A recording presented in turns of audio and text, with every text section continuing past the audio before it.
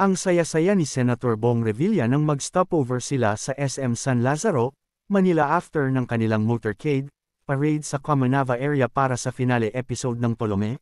Walang matigas na pulis sa matinik na misis, weekly action comedy series niya sa GMA Network.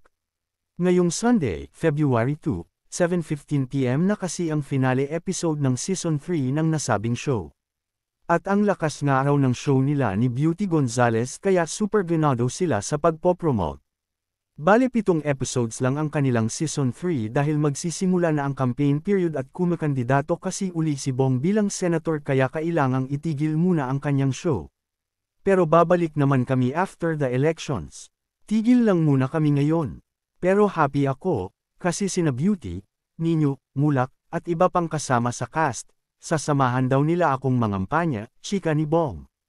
At sa pakikipag-usap nga namin kay Senador Bong ay bamanat siya sa mga nagpapakalat ng fake news tungkol sa kanya. May kung ano-ano raw kasing pinakakalat na paninira sa kanya. Tigilan na ang mga fake news. Kung ano-ano kaya ang pinakakalat ng iba tungkol sa akin na hindi naman totoo. Wala na silang magawa kaya kung ano-anong fake news ang ikinakalat nila. Pero not a fake news. Tigilan na ang mga ganyang paninira. Matatalino na ang mga tao at hindi sila basta-basta naniniwala sa ganyan, say pa ni Senador Bong. Nilinaw rin ni Senador Bong na tiwala siya sa suporta sa kanya ng mga tao kaya hindi raw basta-basta maaapektuhan ng fake news ang kanyang kandidatura.